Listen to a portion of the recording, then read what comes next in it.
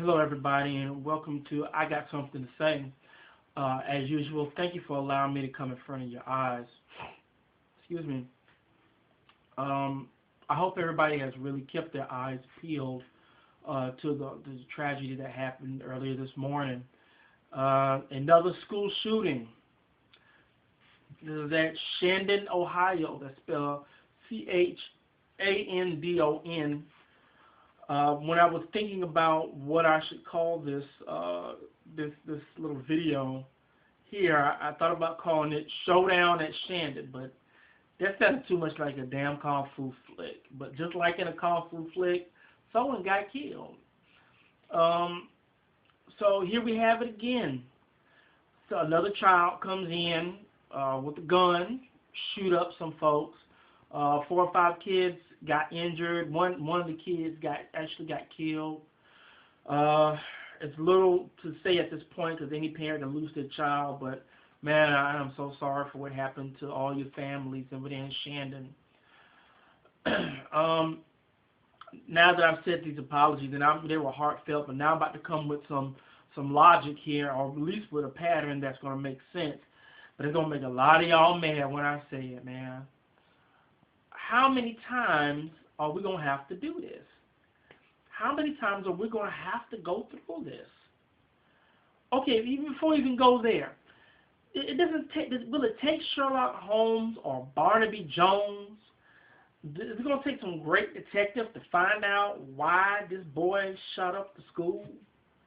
No, it's not. No, man. I mean, come on. Let's be real about it.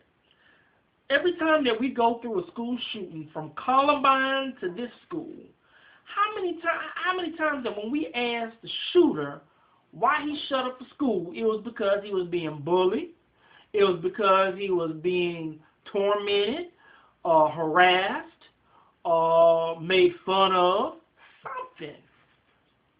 No child will bring a gun into school and start shooting up the school because he was having a good time and he fit in.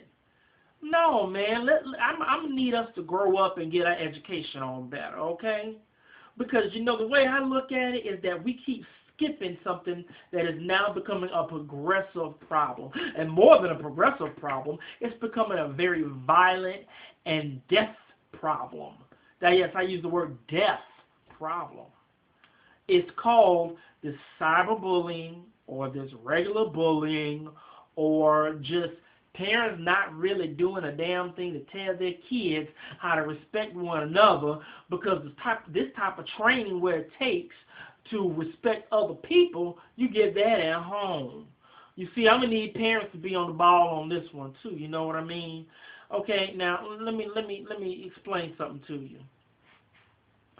And I mean, I don't wish death on nobody, man. Nobody deserves to get hurt, especially in that fashion. But do you think that he was maybe shooting at a target? They said that the 4 or 5 kids was waiting on another bus to take them to another school. Now, media, I'm gonna need you to grow up on this one. What bus gonna drop off 4 or 5 kids at another school, and then they're gonna get another bus to take? Come on, man, something not right about that. Then what happened was that they already said that this child went to the school. He shot up the school. I guarantee you, if you listen to this child's story, one said that child was being tormented or harassed in some form or fashion, probably by 1 or 2 of the kids that got shot. Some of them kids were probably collateral damage, but this might be a classic case of what goes around comes around. But I didn't say, now I know a lot of y'all mad, let me rephrase that. I didn't say deserved, I said what go around, come around. Parents, you're going to have to start teaching your kids that there's things that come with consequences. Now, I'm no psychic. I don't know, maybe this shoot was all 5 of them was random. Hey. But I'm just a firm believer that things in life don't happen at coincidence the way that people want you to believe. It may be random for the people who got shot, but for the person who was doing the shooting, some of them kids, I guarantee you, was not random. How many times do we gotta go through it? I'm just gonna be psychic. I'm gonna play Johnny Carson for a moment. School shooting, child dies, kid shot up, parents crying. What happened when kids get bullied and keep things into themselves? You got to understand that kids are not as strong as they used to be because parents are not as strong as they used to be. There was a time where you stood up for yourself and you teach a... Oh, yeah, I'm showing my age now. Let's go back to something for a moment. You know, I remember being a kid, and I was walking home from school, and I was walking with 4 or 5 of my buddies, and there was this other little kid. I think we were like 7th graders, right?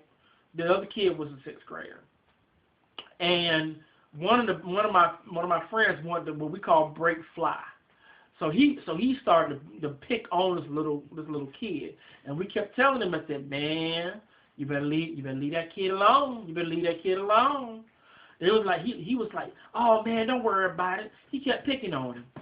That little kid said, all right, I'm gonna come back with my cousin Ray Ray. I'm gonna come back with my cousin Ray Ray. Okay. So the next day, we didn't think nothing about it. But then that same boy came back and he brought his cousin Ray, who was the terror of our neighborhood. He was a 9th grader. He was a 9th grader that should have been in 12th grade. But because my friend wanted to break fly and pick on somebody else, and we told him to stop, he had to feel the consequences. So Ray came in, and Ray asked, who was picking on my little cousin? Man, you should have said we all stumbled. Man, we were stumbling. He said, look, all I want to know is who was picking and bullying my cousin. We all pointed to the same dude, all 4 of us. We ain't had no loyalty to that. and then Ray came and do stuff and gave my friend a black eye. Now, why did I tell that story? It's real simple. When what goes around comes around. It could, you know, if it was another day and age, that same little boy that my friend picked on could have came in with a gun and shot up the whole school. But that was a different day and age. We handle things with this. I'm not trying to say it was right, but we handle things with this. Now, kids don't do that no more. Kids handle things with the bullet or the ballot. And since they ain't old enough to vote, the bullet's going to have to be in play. So, all I'm saying is this. Parents, and listen to the parents that the kids got shot. Hug your kids because one of them died. So hug your kids that they're still alive. And then the next question that you should be asking them is, what did you do to that child? Okay? Kids, the parents, don't think your kids are totally innocent. They're going to lie to you now because they don't want to be in trouble. Because they probably know what they did was wrong. Again, if these were just random 5 kids that didn't do nothing, I'm sorry. But I guarantee you to the shooter, to the person who's doing the shooting, it was not random. Well, I said everything I had to say. And thank you for allowing me to come in front of your eyes.